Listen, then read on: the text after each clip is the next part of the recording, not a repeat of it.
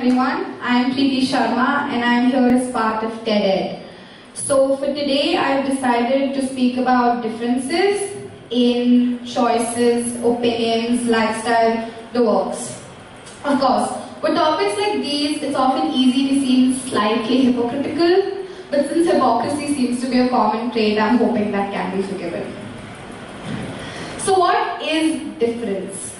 Difference is the quality or condition of being unlike or dissimilar. What is the purpose of having these differences?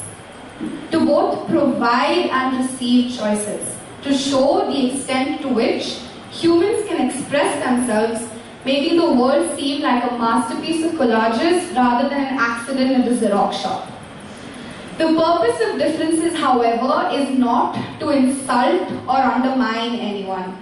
Neither is it to raise a person high up on a pedestal and shower them with compliments and praises for a rather average and expected task. Differences are the driving force behind development.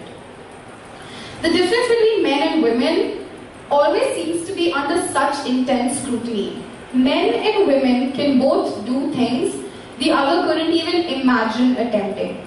And this wasn't done to praise one and exploit the other. This was done so there wasn't anything humans couldn't achieve. Castes were not developed to ill-treat. What are castes today were occupations years ago. In India, Brahmins were teachers who were crucial to development of society, whereas Shudras were daily wage workers who took up jobs such as carpentry and plumbing. These were just as important. No civilization can thrive without interdependence. Our ancestors did not come up with this classification for it to, in time, lead to exploitation or at the other extreme, reservation. Just because your predecessors decided to take up daily wage careers does not mean you have the right to expect something you do not deserve. After all, it is deserved class, not reserved class. Just because your predecessors were rulers does not mean you have the right to look down on your peers. Following this comes choice in occupation. Often we've been asked what we wanted to become when we grew up, but assumptions have been made before we could even answer. The assumptions are usually engineer, medicine, lawyer, CA. But what about the other options? What about public speaker, tattoo artist, musician, teacher, farmer? Aren't these choices just as important? Could we survive as a civilization with just engineers and doctors?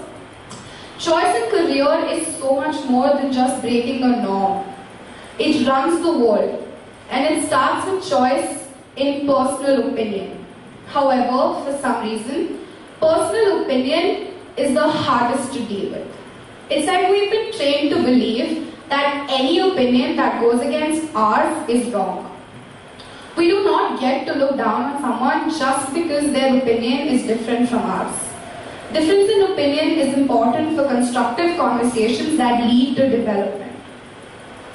There are hundreds of religions in India alone. Most of us at some point in our lives have faced religious discrimination. We've been targeted with slurs and profanities just for our choice to believe in a particular God. Our choice of language, prayer and beliefs have been targeted as weak points of our personality, upstaging the qualities that our personality actually consists of. Following this comes racial discrimination. There's North Indian, South Indian, North Indian, white, brown, black, yellow. Public see, react to and behave around different races in different manners. But why is difference in color of skin such a big deal? Why are opportunities being handed out on its basis? Why does the lighter skin receive a high-paying job, whereas the darker skin is put into the labor program?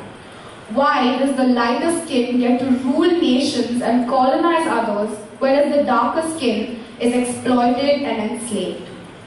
How is the magnitude of one's capabilities judged on their skin tone or place of birth? Following choice in religion comes choice in opinion of modesty. A friend of mine once told me, Modesty is what you believe your boundary is. For some, it could be a sari with a veil, and for others, it could be shorts and a crop top.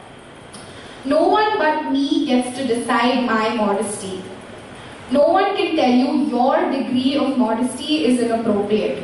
At the same time, you can't expect everyone to agree with your definition of it. But to judge someone's character and stereotype their behavior based on this shows how narrow-minded and confined a person can be. Difference in choice consists of a lot of things. It could be your job, your college, your house, the way you want to live your life. When we're younger, our choices are simple. Your favorite ice cream flavor, favorite animal, favorite friend, favorite dress. But when you get slightly older, your choices evolve to what kind of college you want to go to, the kind of job that you want to have, and the future that you want to lead. Some people choose the artistic nomadic life, and some choose a corporate life with a 9-to-5 job and a 3 BHK flat. Both are equally satisfying, content, and secure options for the person that chooses them.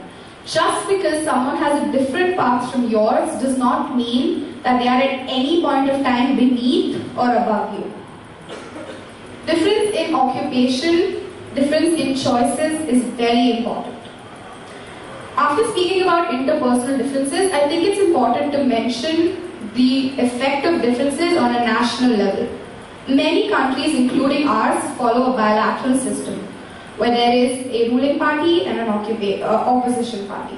The work of the opposition is to make sure that the conduct and working of the ruling party is beneficial to the public. They provide an opinion which is different from that of the ruling party, often leading to changing or at least reconsidering earlier made decisions. In fact, let's put aside a party and consider a dictator rule instead. Because at least in a party, different opinions and options are already being considered. What happens when there is one person, one opinion and one agenda? The lives of people under dictatorship and monarchy rule are very different from the lives that we lead today. We have a democracy by the people, for the people, that considers, discusses and accepts various reasonings in policy making leading to the best public welfare. Of course, differences when handled well lead to more refined, more mature conversations that include interdependence and acceptance. Differences, if misunderstood, mistreated or mishandled, often lead to destroyed relations and tense situations. We are allowed to choose a different path from everyone else. It is okay to make different choices. It's fine if you're bad at math but good at dancing. It's fine if you're good at singing but bad at physics. That's okay. You can choose your own options. Differences are vital to surviving. Variety is beautiful and diversity brings balance to the world. Like Albert Einstein once said, everyone is a genius, but if you judge a fish by its capabilities to climb a tree, it will live its entire life believing it's stupid. Thank you.